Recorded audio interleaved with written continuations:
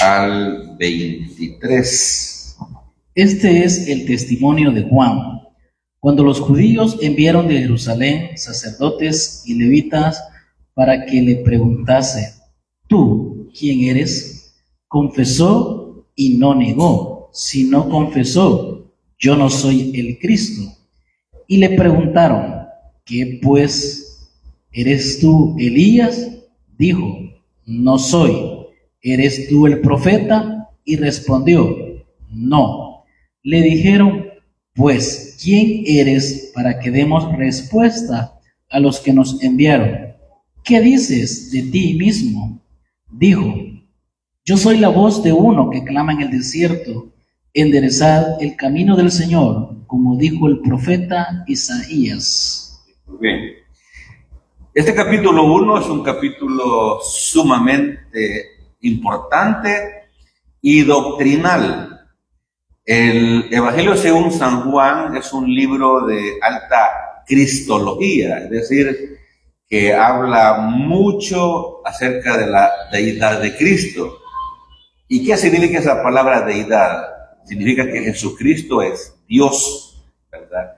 Que Dios es uno en esencia, pero que para manifestarse al ser humano lo hizo en tres personas distintas: Dios el Padre, Dios el Hijo, Dios Espíritu Santo.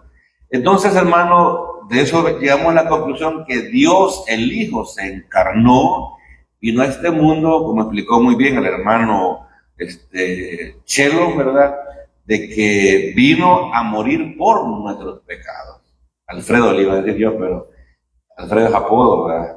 No te llamas Chelo. Entonces, vino a morir por nuestros pecados. Y el hermano lo explicó bien, ¿verdad? La imputación, la sustitución y la propiciación. En Romanos vemos que la propiciación es la base de la redención y la redención es la base de la justificación, ¿verdad? Por eso él mencionó Romanos 5:1.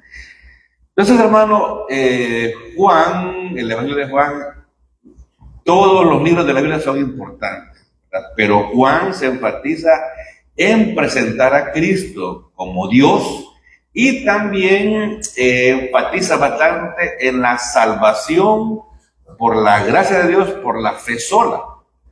Hay alrededor de unos 90 versículos. Ayúdale a leer, hermano, por favor.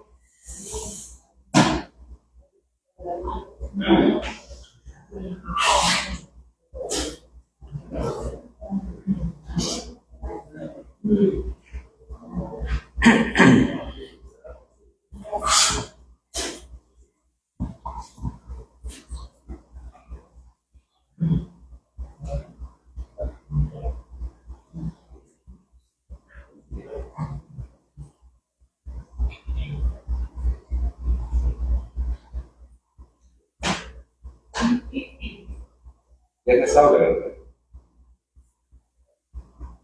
Bueno. Entonces, hermano, les decía de que la propiciación es la base de la redención y la redención es la base de la justificación. Juan está muy definido en que sus lectores puedan entender que la salvación, que la vida eterna, que el ser justificado es a través de la fe sola en Cristo. Y por eso él está ahí, ¿cómo se llama? Enfatizando eso. Es más, en el libro enseña solamente 7 milagros, que son muy significativos. Y también Juan nos enseña los 7 yo soy. ¿Qué nos dicen esos yo soy? ¿O qué nos enseña? Que Jesucristo es Dios. Porque esa frase yo soy es la que utilizó Dios el Padre allá en Éxodo 3 cuando Moisés le preguntó: ¿y cuál es tu nombre? Y dijo Jehová Dios: yo soy el que soy. Entonces viene Cristo y retoma eso y lo utiliza, ¿me entiendes? Y lo dice, y Juan lo escribe, ¿verdad? Y Cristo en el capítulo 6 de Juan dice: yo soy el pan de vida, ¿verdad? El que de mí comiere no tendrá hambre jamás. Luego dijo que dijo, yo soy la luz del mundo. Después dijo, yo soy la puerta a la vida eterna. Yo soy, dijo después, el buen pastor. Y el buen pastor su vida da por las ovejas. Luego dijo, yo soy la resurrección y la vida. El que cree en mí, aunque esté muerto, vivirá. Y luego dice en capítulo 14, yo soy el camino, la verdad y la vida. Nadie viene al Padre si no es por mí. Y por último dijo, yo soy la vid, de donde se hace el vino. No dijo eso. Yo soy la vid. El que permanece en mí y yo en él, lleva mucho fruto, porque separado de mí, nada podéis hacer. Entonces, esos 7 yo soy, es una figura enfática de que Cristo es Dios. ¿Lo creen ustedes? Ahí están, ¿verdad? Las han oído así, más o menos. Muy bien. Entonces, hermano, el domingo pasado, quiero repasar esto porque a mí me satisface cómo Juan describe a Cristo en ese capítulo 1. Él dice que Cristo es verbo, que es creador del cielo y la tierra, que es vida física y eterna, que es luz espiritual, que es propietario del mundo, que es autoridad y poder, que habla también de su encarnación gloriosa, que es eterno, dispensador de gracia, representante de Dios, que es Señor. Y cuando vemos la palabra Señor Jesucristo, esa palabra Señor es amo o dueño o Dios. Es el Cordero de Dios, es el bautizador con el Espíritu Santo, es el Hijo de Dios, es Rabí o Maestro, Mesías, es Jesús nuestro Salvador, es el Rey de los judíos y el Hijo del hombre. Él es Dios, hermano, y Él merece toda reverencia y toda adoración. Muy bien, más o menos he repasado lo que vimos el domingo pasado, y esta tarde vamos a estudiar del versículo 19 en adelante, ¿verdad? Ahí tenemos los 2 caminos. Puse eso ahí, hermano, porque, bueno, el ser humano sin Cristo está muerto, ya lo dijimos, ¿verdad? Pero vamos a ver un interrogatorio que le hacen a Juan el Bautista. Y la gente realmente a veces es lastimoso que vaya a las iglesias y no ande buscando a Dios realmente, fíjese. O sea, yo siempre me he hecho esa pregunta. Yo sé que el ser humano naturalmente es religioso, hermano. Si usted se acuerda de ciencias sociales, ¿verdad?, que hacían los aztecas allá en México, sacrificaban personas humanas al sol, ¿verdad? Entonces el ser humano es religioso. Entonces la gente le gusta la religioncita, ir a un templo, ver gente, platicar, pero no andan buscando a Dios realmente. Y eso le pasó al sistema religioso del tiempo de Jesucristo. Tenían religión, pero no tenían una comunión con Dios, ¿verdad? Y esa gente iba a estar en esa puerta ardiente, ¿verdad? Por negligentes. Así que la gente cree que seguir a Dios es, voy a hacerlo así como a mí me da la gana. No, hermano. Si Dios ha dejado mandamientos bien claros en las Escrituras, ¿verdad? Luego de este ejemplo, si usted va a un empleo nuevo, ¿verdad?, a usted le van a dar las reglas. ¿A qué hora se va a entrar? ¿Cómo es el uniforme? ¿A qué hora? Bien, y la gente se ciñe, ¿verdad? Ajá, la gente es bien cumplida en los empleos. Pero en las cosas de Dios, no. Dios es bueno. Yo hago las cosas como me da la gana. Al contrario. Pero deberíamos de ser más, seguirlo más de cerca. Pero bueno, ese es el punto. Vamos a comenzar con Juan 1:19. Este es el testimonio de Juan, cuando los judíos enviaron de Jerusalén sacerdotes y levitas para que le preguntase, ¿tú quién eres? Ujú. Esta parte que vamos a ver ahorita, ahí está en azul, habla del testimonio de Juan el Bautista, ¿verdad? Llegaron sacerdotes y levitas, ¿verdad? Los sacerdotes no eran poca cosa. De hecho, eran del Sanedrín, y el Sanedrín estaba compuesta por la familia del sumo sacerdote, que por cierto era gente adinerada, ¿verdad? O sea que esos cargos espirituales del tiempo de Cristo lo tenía gente adinerada.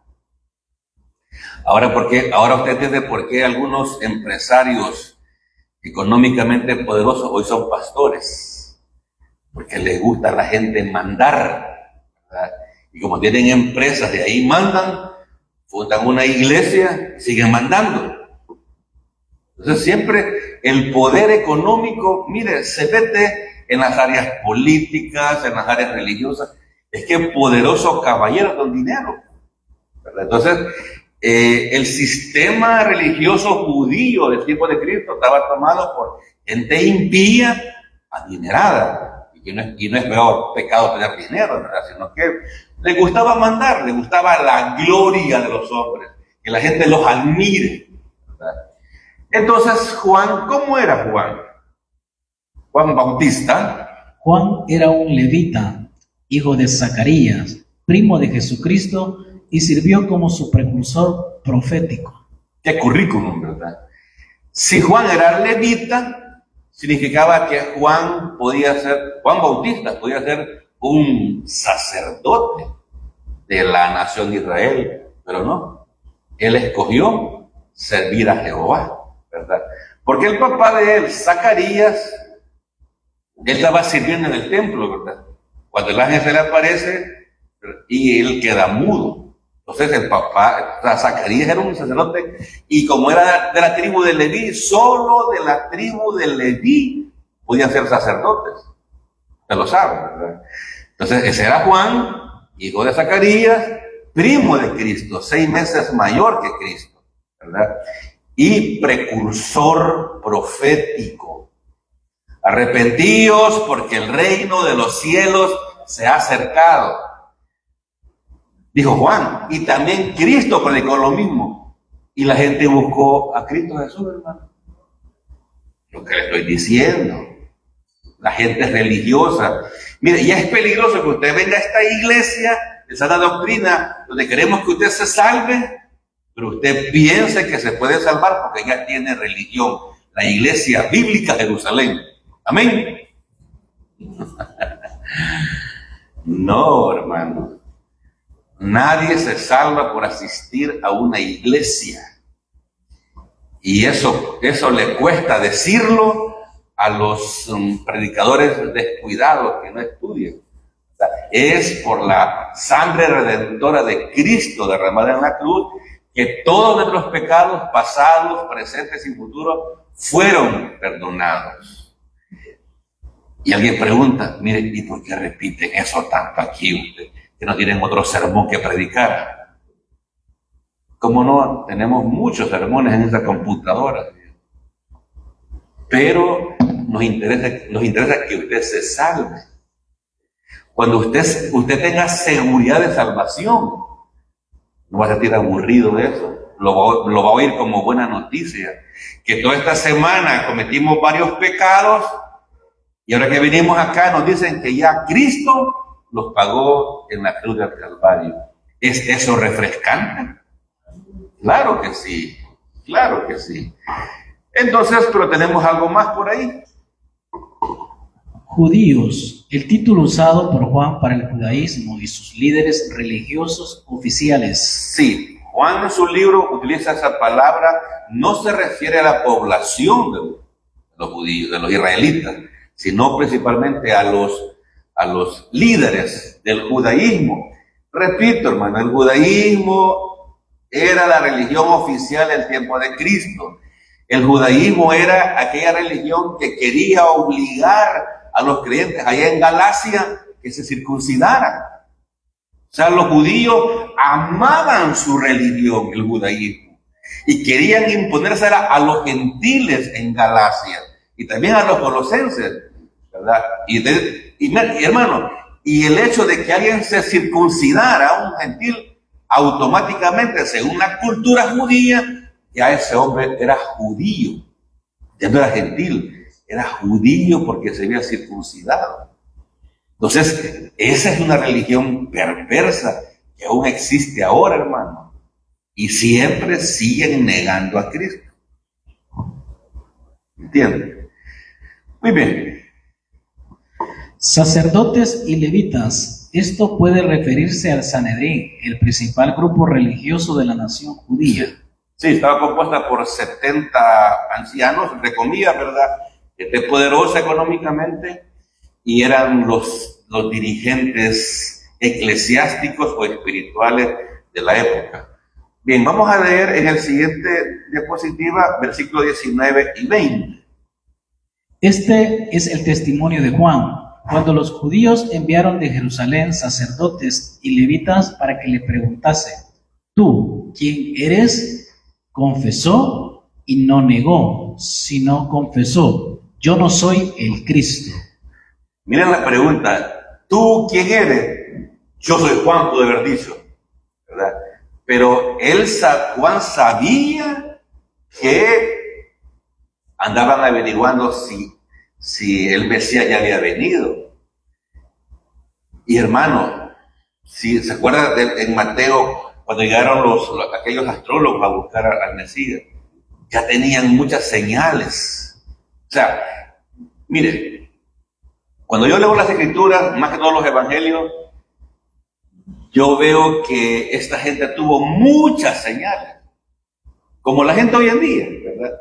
Pero la gente voluntariamente rechaza las cosas de Dios, ¿verdad? No quiere nada con Dios. Así que confesó Juan y no negó: yo no soy el Cristo. El término Cristo es el equivalente griego del nombre hebreo para Mesías. Para Mesías. Esa palabra Mesías a veces la usan mucho en los noticieros, más que todo en los aspectos políticos, ¿verdad? Que dicen: las naciones están esperando un Mesías para que le resuelva sus problemas económicos, sus problemas sociales, un caudillo, eso es, un líder, para que le resuelva las cosas al ser humano. Pero los israelitas especulaban fuertemente que Juan el Bautista era el Mesías. Entonces, ¿qué va a hacer Juan con esas sospechas? Él en este capítulo lo va a presentar públicamente a Cristo con aquella frase famosa: he aquí el Cordero, ¿verdad? Para que no quede ninguna duda. Pero los líderes siempre iban a quedar dudando. Sí, siempre iban a quedar dudando. ¿Se da cuenta? Hay un dicho que dice que no hay peor ciego que el que no quiere ver, ¿verdad? Eso le pasa a la gente religiosa, ¿verdad?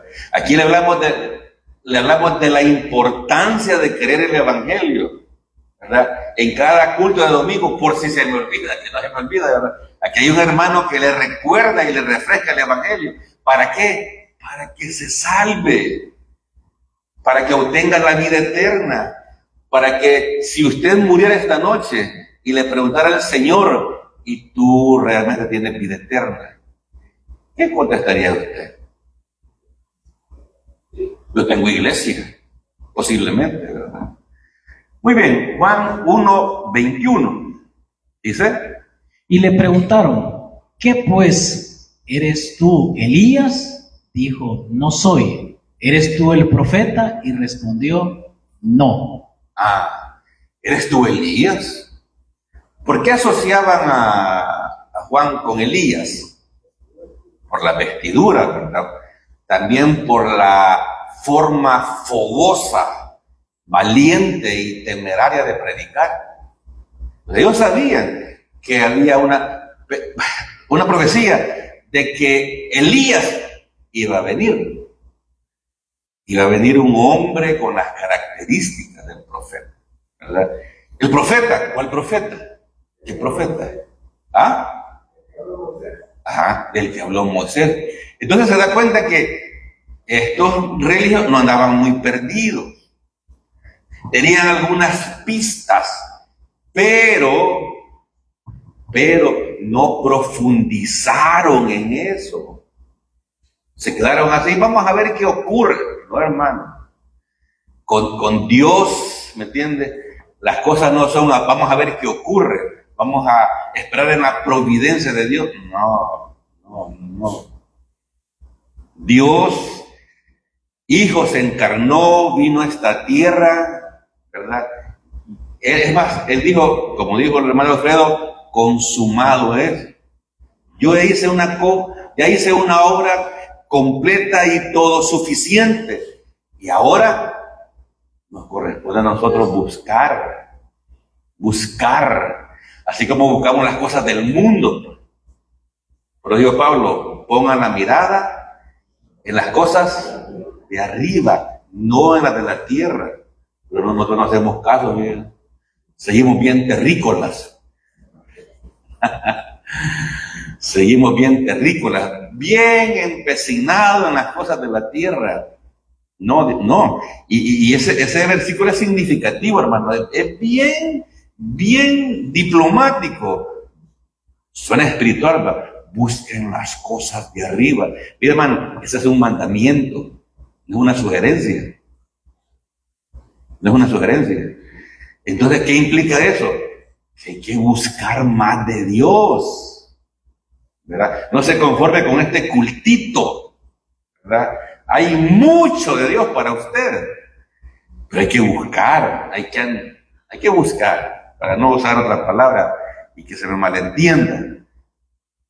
Veamos ahí. Juan el Bautista era un predicador con las características del profeta Elías, valeroso, desafiante, apasionado por la verdad. Eso me recuerda a Apolo, ¿verdad? El de Hechos 18. Entonces, que era un predicador muy entusiasta, con mucha oratoria. Igualmente, Juan. O sea, Juan llamaba la atención. ¿Se acuerdan de Mateo 3 cuando él estaba bautizando y ve venir a los fariseos, les da la bienvenida diciéndoles: camada de culebras.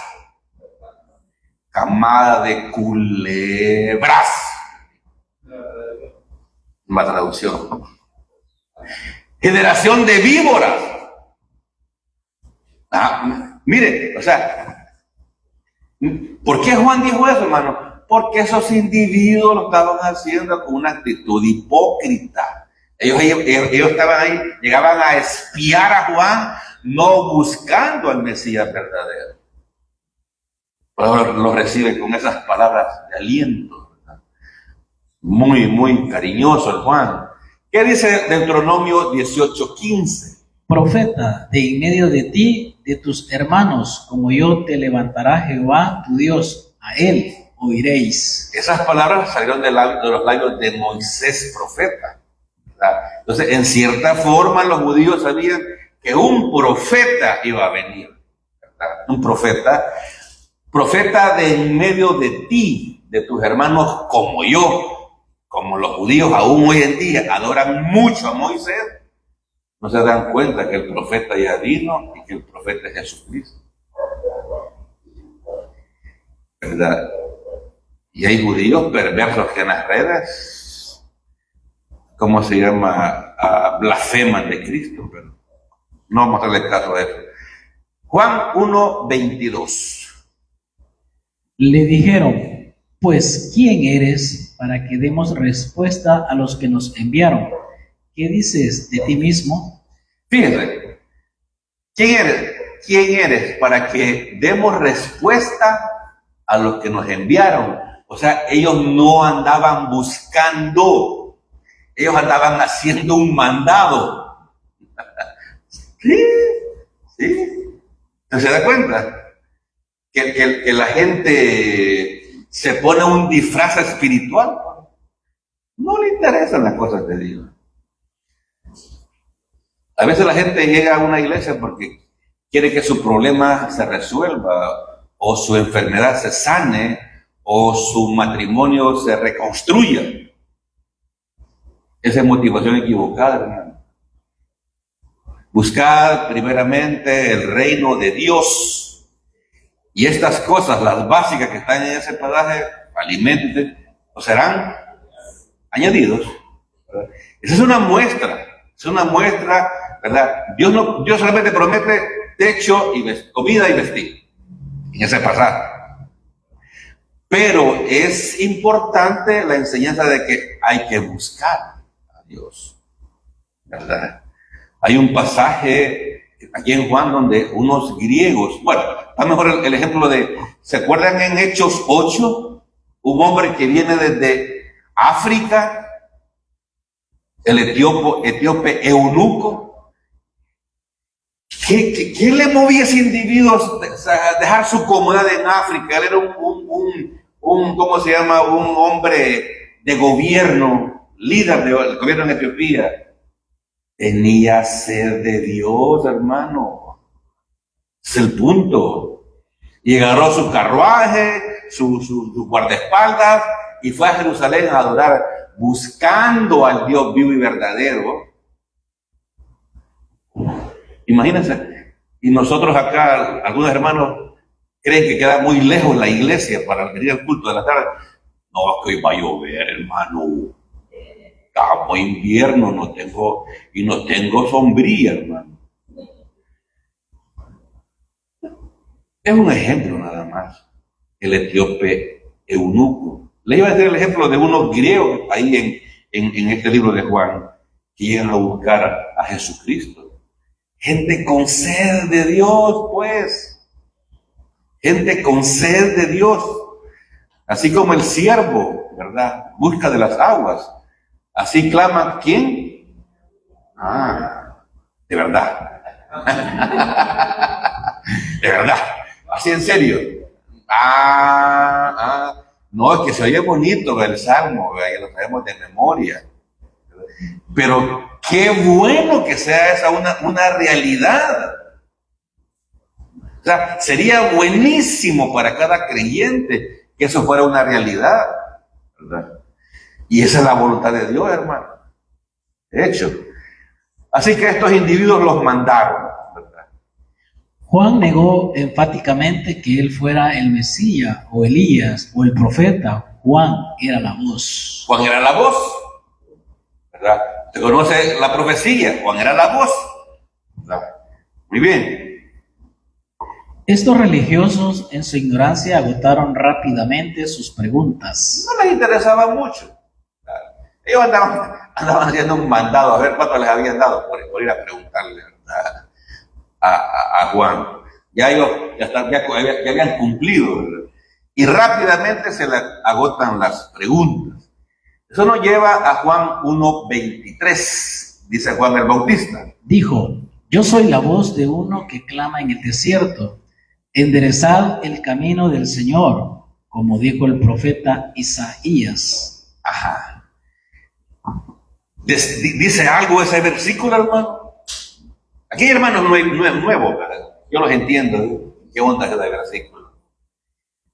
Los que han leído más o menos saben que Juan está diciendo una gran verdad. Se está identificando como el precursor profético del Mesías. O sea, el Mesías ya está entre nosotros. El rey de los judíos ya vino.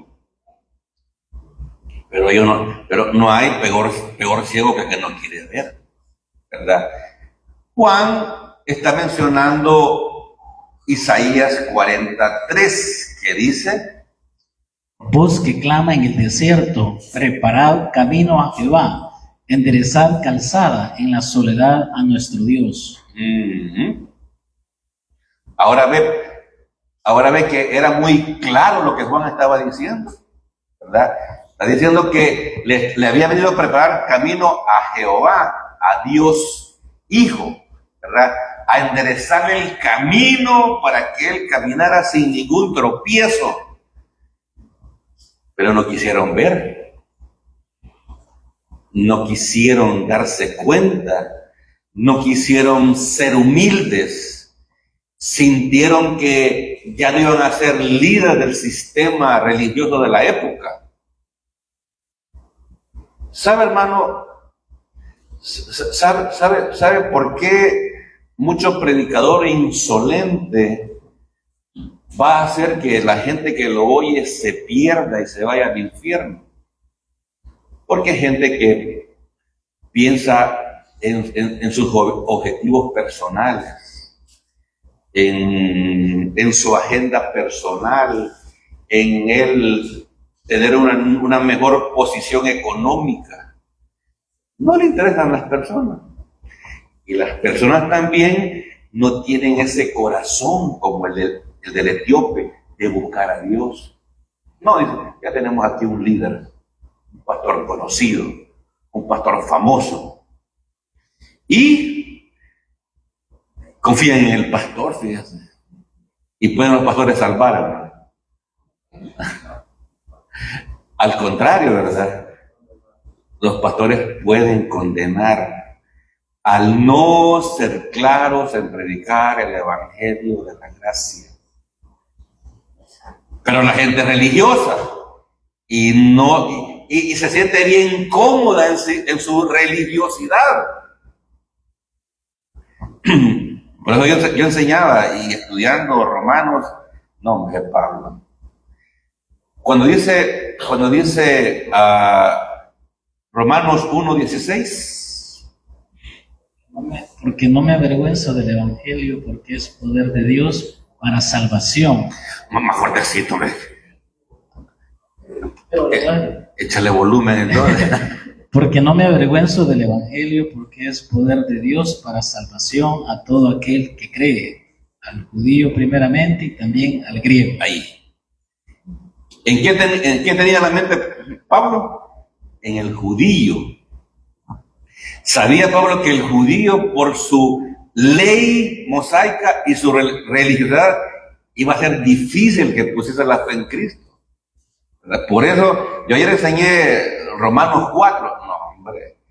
Pablo siempre tiene en mente el judío primeramente. Sacarlo de esa religiosidad y que ponga la fe en Cristo y se salve.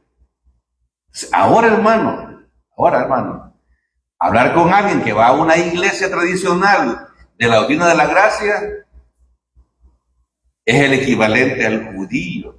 No quiere dejar sus costumbres religiosas o sus doctrinas religiosas o sus ideas religiosas. Si usted habla con alguien que nunca ha ido a una iglesia evangélica y le predica este evangelio, no, hombre, lo va a abrazar, se va a salvar, ese tipo va a gritar. Pero religioso. Y lo peor es que la mayor parte de nuestros conocidos son gente que va a alguna iglesia, fíjense. Esta semana me topé con una persona, yo la aprecio mucho, ahí por Catedral, y nos saludamos, y dije yo, voy a ir a hablar, la voy a invitar a la iglesia. Y dije, no, ya tiene instalado el evangelio equivocado, es una buena persona, es un buen líder, ¿verdad? Pero es de carácter difícil. No va a dejar su religiosidad. Voy a perder mi tiempo. Va a venir aquí quizás queriendo, y esto que tanto repiten, hombre. Porque esa es la queja. ¿Y por qué pasan esos maestros ahí cada domingo a decir el evangelio?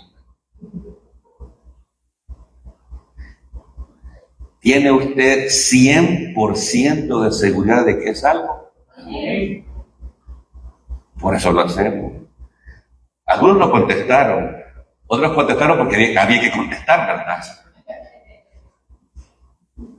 Pero el punto es, en su alma, en lo más profundo de sus entrañas, ¿tiene usted un 100% de seguridad de salvación?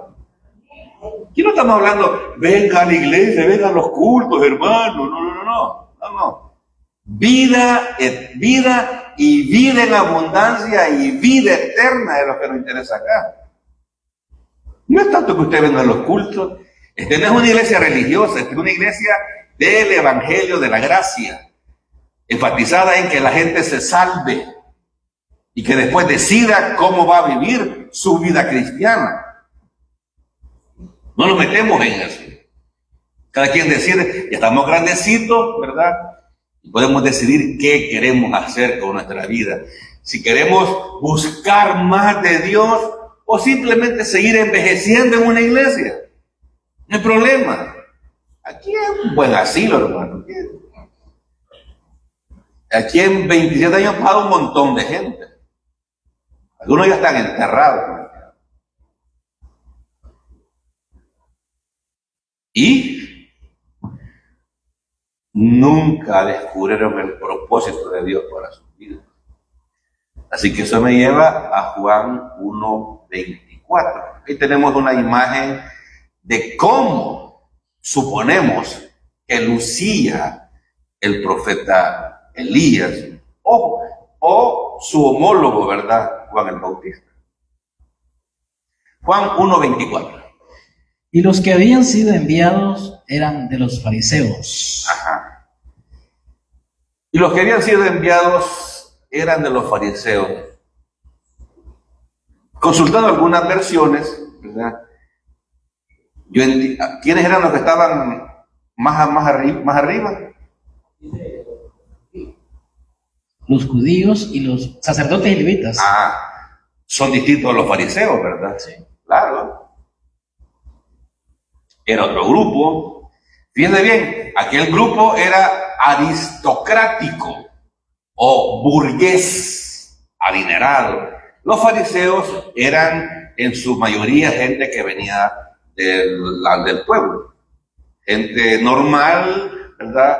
De clase media quizás, clase baja, y eran fariseos. Obviamente no podían ser sacerdotes porque había que haber nacido en la tribu de Leví para eso. Y los fariseos eran más estrictos o más blandos. Eran más estrictos, eran más legalistas, sabían más Biblia, ¿verdad? Pero lo habían llevado a un extremo y habían tomado algunas enseñanzas de los maestros judíos antiguos y lo habían puesto en un libro que se llamaba el Misna y observaban más esas cosas que la misma escritura. Por eso Cristo los amonestó y les dijo que ellos seguían mandamientos de lo que imponen en algunas iglesias ahora, ¿verdad? Mandamientos de hombre, legalismo. Muy bien, entonces los fariseos, ¿qué creían los fariseos? Las principales doctrinas de los fariseos, creencias en la venida del Mesías. Ajá. Los fariseos creían distinto a los saduceos, de hecho eran contrarios. Ellos creían que el Mesías iba a venir, los saduceos no les importaba. Una vida después de la muerte. Ajá. Ellos creían en una resurrección. Los saduceos decían, no hay resurrección, no hay ángeles. O sea, era un sistema hecho a la medida de ellos, ¿verdad? O sea, se lo habían inventado ellos como ahora, ¿verdad? Se inventan doctrinas, los predicadores. ¿Qué más? Angelología altamente desarrollada. O sea que creían en los ángeles, ¿verdad? Hablaban mucho de habían doctrinas de que ellos hablaban con los ángeles. Por eso Pablo los amonesta allá en Colosenses. Eran cuentos religiosos, pues, ¿verdad? Y los saduceos no creían en los ángeles. Autoridad del Antiguo Testamento y tradición oral. Ese era lo malo, lo último. La tradición oral que se pasaba de persona a persona. Los saduceos, ellos creían solamente en los 5 libros de Moisés. Nada más. Los fariseos creían en todo el Antiguo Testamento, que ya existía en ese momento. Ya existía, ¿verdad? Pero lo arruinaban todo con la tradición oral. ¿Cómo se aplica eso hoy en día, hermano? Yo fui pastor en esta iglesia 8 años y seguía la tradición oral de mis 2 pastores que tuve y un poco de algunos predicadores famosos por ahí. Esa era mi doctrina. Así estuve aquí 8 años, hermano. Algo también en el seminario, ¿me entiendes? Y había hecho mi propia doctrina. Así como lo ven. Lástima a la gente que me oía en esos tiempos. Este hombre en todos los cultos aceptaba a Cristo como Salvador. ¿No? Sí, porque no hubiera un bautismo seguido, no se bautiza unas 3 veces más. No, yo no estaba seguro de su salvación. Lo bauticé como inconverso, ¿verdad? Culpa del predicador. Entonces, sí, y conste que yo leía y estudiaba y trataba de, ¿cómo se llama?, de no blasfemar, no inventar doctrinas. Pero la gente no se ha dado cuenta que el pararse en un púlpito es algo bien delicado. Es como un doctor que vaya a operar y se equivoque y le corte a usted la pierna buena. Bueno, algo así, pues, ¿verdad? Algo así. Se le llama mala praxis, dicen los abogados. Entonces, es importante. Si usted cree que yo estoy equivocado, magnífico. No hay problema. Vaya a las Escrituras y me muestra en qué estoy equivocado. Algo así dijo Lutero, y también lo dijo un hermano pastor del Instituto de la Gracia. Sus líderes a nivel nacional dijeron, mira, yo no prediqué eso. Él les dijo, si ustedes me muestran con las Escrituras que estoy equivocado, ya no voy a predicar eso. No se lo mostraron, ahí está predicando. Hombre valeroso, predica la gracia. Entonces ese es el punto, hermano. Ese es el punto. Ser sincero con uno mismo. Juan 1:25. Y le preguntaron y le dijeron, ¿por qué pues bautizas si tú no eres el Cristo, ni Elías, ni el profeta? Se está fijando que esta parte del capítulo es un interrogatorio. Cuando, repito, tenían el Antiguo Testamento completo y lo tenían en el idioma griego, que era el idioma conocido en esa época. Entonces vienen estos fariseos y ¿por qué tú bautizas? ¿Ah? Si no eres Cristo, si no eres Elías, si no eres profeta, no hay ningún versículo que diga que Cristo iba a venir a bautizarte. Inventos. Estaban acosando a Juan. Juan Bautista empleó el bautismo como un símbolo para que los israelitas entendieran la necesidad de reconocer que estaban fuera del pacto de vida eterna de Dios. ¿Qué predicaba Juan? Arrepentíos porque el reino de los cielos se ha acercado. En este capítulo va a decir, ya está aquí el rey. Entonces, como les digo, esto de dónde habían inventado que el Mesías iba a bautizar. No, puros inventos, ¿verdad? Entonces, eso me lleva a Juan 1:20. ¿Está repetido o me equivoqué? ¿O no? Denlo otra vez. Y le preguntaron y le dijeron, ¿por qué pues bautizas si tú no eres el Cristo, ni Elías, ni el profeta? Ajá. Comparan a Cristo con Elías, o a Juan, ¿verdad? O Cristo con Elías. En el libro de Hebreos es un libro muy significativo que nos habla de la superioridad de Cristo. Y Cristo, hermanos, nuestro Señor Jesús es mayor que el profeta Elías y el profeta Moisés, los sacerdotes, el ángel de mayor rango, la ley judía y el bautizo, el templo en Jerusalén. Exacto. Nuestro Señor es mayor, ¿me entiendes?, que los ángeles, porque todas esas cosas los judíos las veneraban. A Moisés, ¿verdad?, el profeta. ¿Se acuerdan que habían guardado aquella serpiente de bronce que él usó? Y la tenían y la adoraban, religiosos. En vez de buscar la realidad de Dios, se enfatizaban en tinieblas. Así es la gente. Le gusta la religión, no le gusta la realidad de Dios. Juan 1:26. Juan le respondió diciendo: yo bautizo con agua, mas en medio de vosotros está uno, a quien vosotros no conocéis. ¿Y usted conoce a Jesucristo? ¿O solamente sabe de Jesucristo? Los hermanos creyentes nuevos saben de Cristo, pero a través de las Escrituras van a conocer a Cristo Jesús. Y van a ver que no es aburrido saber eso y que eso da seguridad, certeza y convicción de salvación. De buscar. Si usted sigue viniendo a cultitos, mire, le van a aburrir las mismas alabanzas, la misma predicación, los mismos predicadores, ¿verdad? Otra vez Giancarlo van a decir. Sí, si usted no crece espiritualmente, se va a aburrir de esta iglesia local. Hasta puede ir a aventurar allá a buscar hay algún chiquero de esos por ahí, algo distinto, que no lo vaya.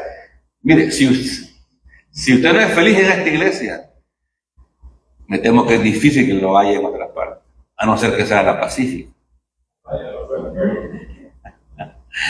Este hermano, la vez pasada me dijo que fuéramos a visitar.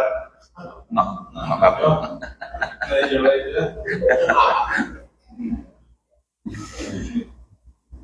Una iglesia que le gusta.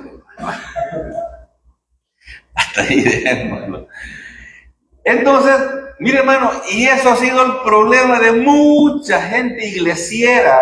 Sabe de Cristo, sabe que murió en la cruz, sabe que resucitó, pero no creen que pagó en la cruz nuestros pecados pasados, presentes y futuros. Porque para decir eso hay que estar seguro de eso, ¿verdad? Yo entiendo, ¿verdad? Cuando un predicador no se atreve a decir, bueno, por lo menos es sincero, no se quiere quemar. Entonces, no se quede con solamente saber de Cristo, hay que conocerlo.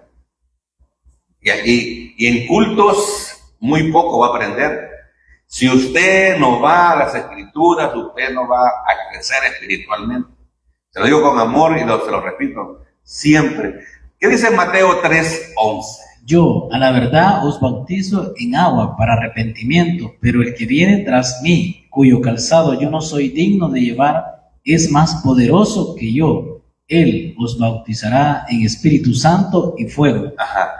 Juan el Bautista bautizaba en agua, pero Cristo Jesús bautiza con el Espíritu Santo, ¿verdad?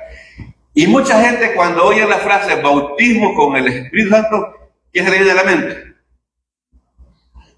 Lenguas. Ramasama la jaya, ¿ya ves? Soy espiritual. Rama toma la bazooka. Shakira va a la secata.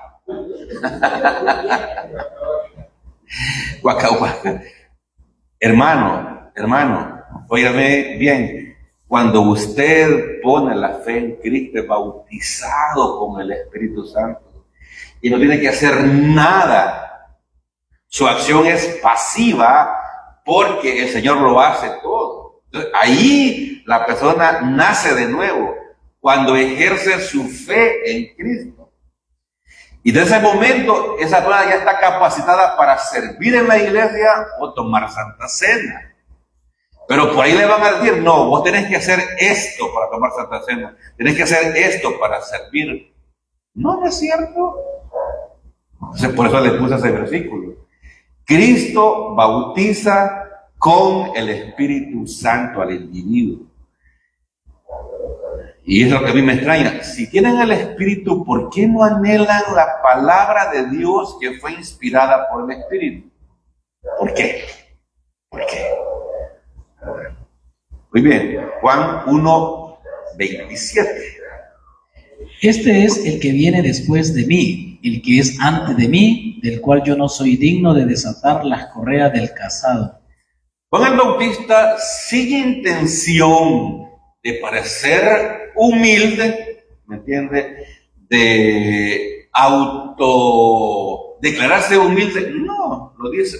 Juan, mire, aquí hay, como dijo un predicador, hay un Juan A y un Juan B. Juan A es Juan Apóstol y Juan B, Juan el Bautista. Entonces, él no trata de jactarse de humildad. Él era humilde, ¿entiende? Para dejar, ¿cómo se llama? Las atracciones del mundo y vivir como un asceta, o sea, como alguien lejos de la bulla de la gente, para consagrar su vida a Dios. Juan el Bautista estaba decidido, hermano, con su vida agradar a Dios. Y dejó las cosas de este mundo para buscar las cosas de Dios, ¿verdad? Entonces, él dice Juan Apóstol, este es el que viene después de mí, el que es antes de mí, del cual yo no soy digno de desatar la correa del calzado. ¿Quién hacía eso, hermano? En la cultura judía, un esclavo tenía que quitar las sandalias del amo cuando entraba a su casa y era considerada la tarea más baja e indigna. Y Juan no decía que él no calificaba ni para eso, porque sabía que quien venía era el rey, ¿verdad? Era Dios Hijo hecho carne. O sea, Juan lo tenía muy claro, muy claro. Juan Bautista era una flecha, nunca buscó sobresalir ante los humanos, pero buscaba hacer la voluntad de Dios y exaltar a Jesucristo. Ajá. Mire, hermano, y eso debería ser, ¿cómo se llama? Nuestro deseo, ¿verdad? Que nuestra vida apunte a Cristo, que nuestra vida exalte a Cristo. ¿Qué hizo Dios para eso, hermano? Puso el Espíritu Santo en nosotros. Porque el Espíritu Santo siempre busca exaltar a Cristo Jesús, ¿verdad? Entonces, ya se lo digo para que seamos responsables, que si tenemos el Espíritu Santo es para exaltar a Cristo Jesús. Juan 1:28. Estas cosas sucedieron en Betabara, al otro lado del Jordán, donde Juan estaba bautizando. Ajá. Yo aprendí de un maestro, cuando era un predicador joven, y decía él, siempre fíjese en los lugares geográficos y en las personas que se mencionan en los versículos. Es clave. Sí, es importante. Betábara. Aldea a unos 3 kilómetros de Jerusalén, en la ladera oriental del Monte de los Olivos. ¿Y qué es el Monte de los Olivos? Por eso lo puse ahí, porque el Monte de los Olivos es el lugar ya profetizado por Zacarías, de que ahí el Señor va a poner sus maravillosos pies cuando venga. ¿Creen ustedes que Cristo va a regresar? Sí, hay muchas profecías, ¿verdad? Muchas, pero muchas profecías. Entonces, y usted sabe también cómo la situación económica, política, aún religiosa se va enredando muchísimo. Entonces el Señor viene al Monte de los Olivos pronto. No sabemos cuánto, pero sí. Río Jordán. Río donde Juan el Bautista honraba a Dios, predicaba, amonestaba y bautizaba. Ese era su lugar, ¿me entiendes? Juan Bautista no estaba en un templo, no. al aire libre, ahí bautizaba, ahí llegaba la gente, ¿verdad? Ahí predicaba. Muy bien, eso nos mueve rápido a esta figurita. El Cordero de Dios que quita los pecados del mundo. Vamos a ver cuando Juan presenta a Cristo Jesús ahí, a la orilla del Jordán. Juan 1:29. El siguiente día vio Juan a Jesús que venía a él y dijo: He aquí el Cordero de Dios que quita el pecado del mundo. Más claro, imposible, ¿verdad? Entonces, Juan no nos dice quién era la audiencia en ese momento, quiénes estaban ahí presentes, pero el mensaje fue fuerte y bien claro, ¿verdad? Ya está aquí el Cordero de Dios que quita, mejor traducción, los pecados personales del mundo o de cada persona. Jesús era el Mesías, pero también es el siervo sufriente, quien llegó a ser un cordero por los pecados del mundo, para permitir al hombre injusto llegar ante el Dios Santo. ¿Qué nos dice Isaías? Bueno, Isaías 53 es un capítulo clave, ustedes saben, en el Antiguo Testamento, y dice así, Isaías 53:7. Angustiado él y afligido, no abrió su boca, como cordero fue llevado al matadero, y como oveja delante de sus trasquiladores, enmudeció y no abrió su boca. ¿Conocían esa figura los religiosos? Probablemente sí, ¿verdad? Que Isaías hablaba de un cordero y Juan lo está presentando. ¿Se dan cuenta cuántas señales había? ¿Verdad? 1:30 de Juan. Este es aquel de quien yo dije: después de mí viene un varón, el cual es antes de mí, porque era primero que yo. Parece un trabalengua, ¿verdad? Pero ustedes entienden. Juan era mayor 6 meses, ¿verdad? Pero él dice, él es primero que yo. Estaba reconociendo que él es Dios. Aunque Juan el Bautista era 6 meses mayor que Jesucristo, él reconoció que nuestro Salvador ya existía antes de venir a la tierra y por tanto era superior a él. Claro, claro. Los que han leído el Antiguo Testamento, que no es fácil entenderlo, ¿verdad? Ven ahí muchas figuras de Cristo Jesús, ¿verdad? Como por ejemplo, ¿cuál? Melquisedec, ¿verdad? En el libro de Génesis. ¿Cuál otro? ¿Ah? El rey David. Sí, era figura. José también era figura de Cristo. Entonces, eso se le llaman tipos, ¿verdad? Personajes que en cierta forma representaban o no, sí representaban a Cristo Jesús. Hay muchos. Yo tengo una lista en la casa, ahí lo ando.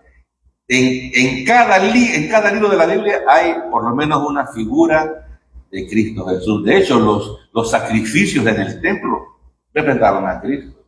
El cordero que se mató el día de la Pascua para poner la sangre en los dinteles, Cristo Jesús. Y sí, ¿me entiendes? O sea, por eso es que repetimos y hablamos de Cristo, Cristo, Cristo, porque la Biblia así lo manda. Y fíjese que a pesar de que hay todas esas señales, hay muchas predicaciones sin Cristo, ¿verdad? Hablan de otras cosas, de moralidad, de prosperidad, ¿verdad? Que no salvan, no dan vida eterna, ¿verdad? Pero a la gente le gusta. Entonces, desde la primera página de Génesis, Apocalipsis, hermano, el personaje principal es nuestro Señor Jesucristo. Bueno, de hecho, en cada lugar que vea de la Biblia sangre, muchas veces hace alusión a la sangre de la cruz. Bien.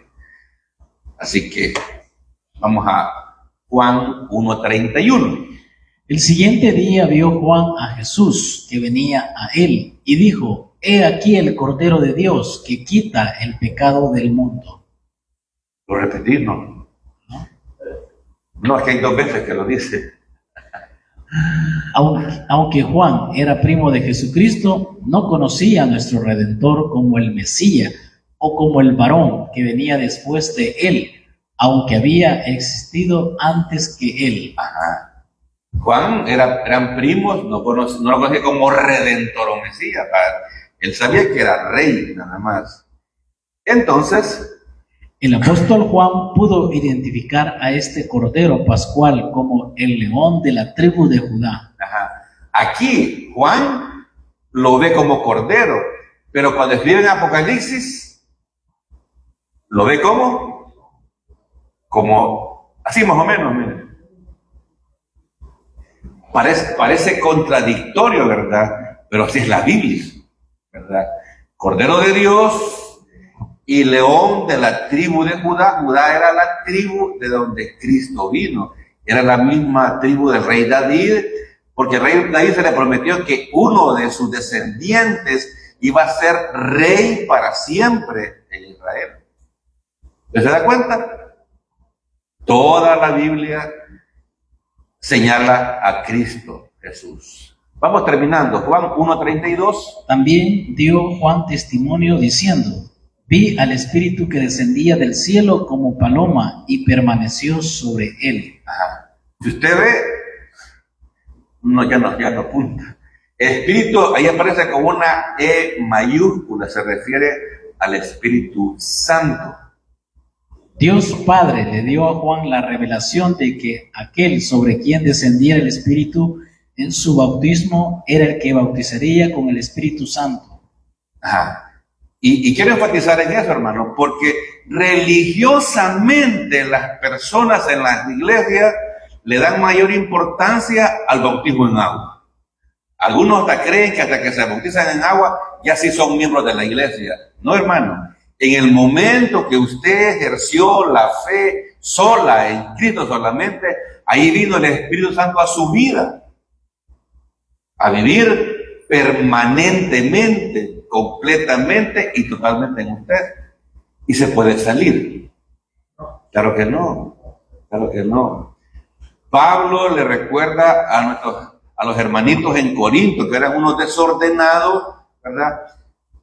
Y para animarnos les dice: recuerden que su cuerpo es templo y morada. ¿Entienden? Aunque sí los amonesta en la carta, pero les recuerda su posición en Cristo, ¿verdad? Entonces, si usted ha puesto la fe, tiene el Espíritu Santo y se siente el Espíritu adentro. No, es por fe, ¿verdad? Es por fe porque lo dice la Biblia, ¿verdad? Por eso les digo, hay que leer el Nuevo Testamento para terminar de creer, porque los humanos somos un poquito incrédulos. ¿Cómo? Así como Israel anduvo en el desierto, ¿me entiendes? Ellos habían visto la mano de Dios cuando abrió el Mar Rojo, pero después, y Dios nos va a dar agua, y Dios nos va a dar alimento.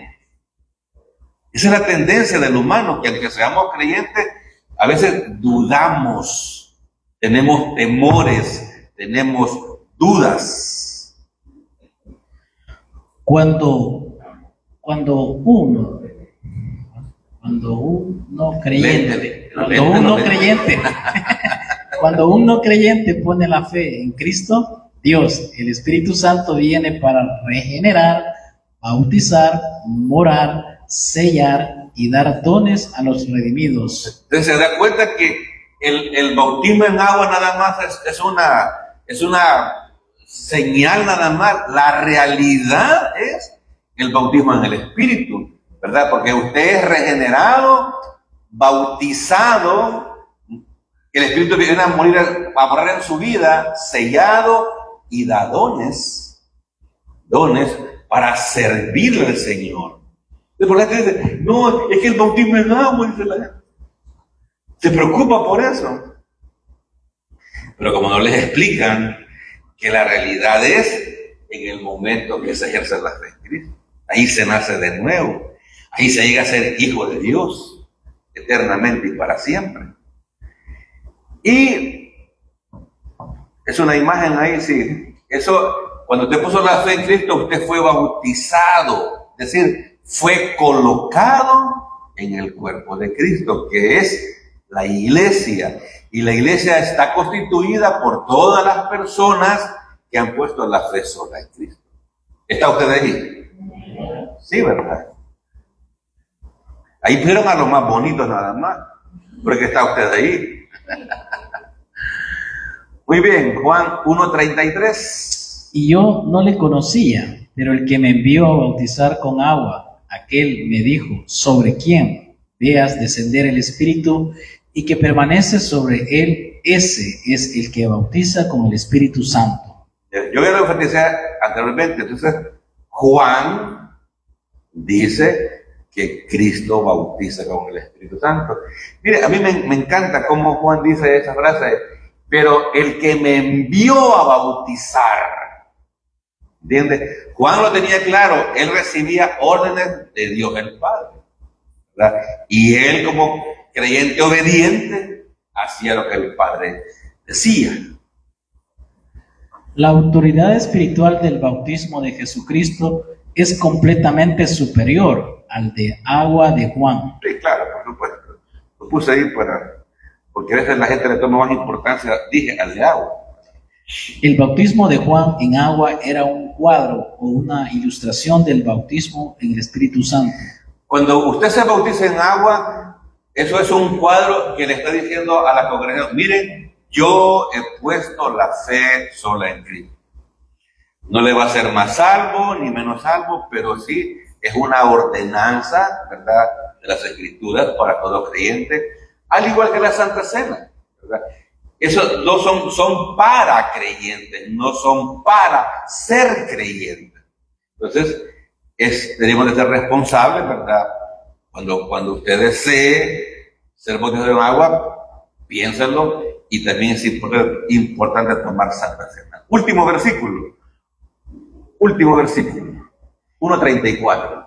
Y yo le vi y he dado testimonio de que este es el Hijo de Dios. Ajá. Último versículo. ¿Qué le dice a usted la frase Hijo de Dios? ¿Y qué razón? ¿Cuánto me falta? Mire, a mí me gusta ese reloj, que no lo entiendo. Yo no lo entiendo, ¿verdad? Y hoy que voy a terminar, pregunto: Hijo de Dios. Mire, la mente humana es bien imaginativa. Hay gente que piensa que Dios el Padre tuvo una esposa, una diosa. Así dicen las feministas, por cierto. Dicen, ¿y por qué vamos a creer en un Dios hombre? Varón. No, creamos en una diosa. Rebeldes a viejas, ¿verdad? No, la feminista. Aquí no hay feministas, que hay mujeres piadosas que sujetan a sus esposos. No vinieron ahora. No vinieron. Entonces, las feministas son las que no se dejan mandar de sus esposos. Amén.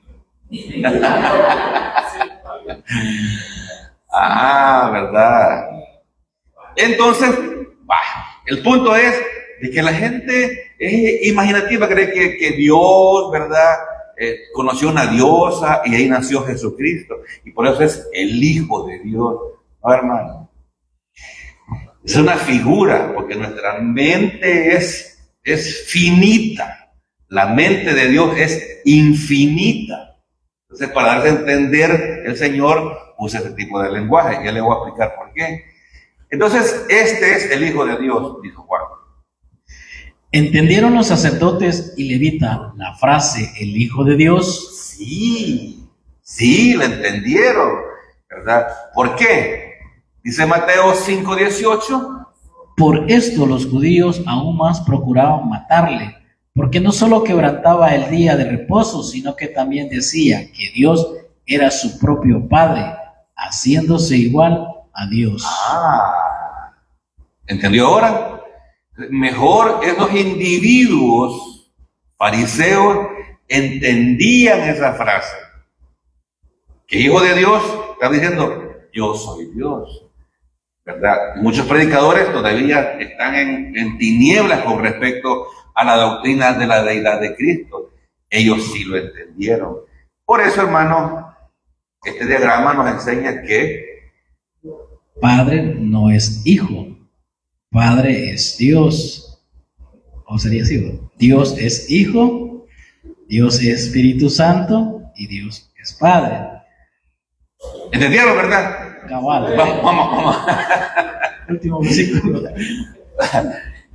Vamos a hablar para el próximo domingo. Oremos, por favor. Padre, te damos gracias, Señor,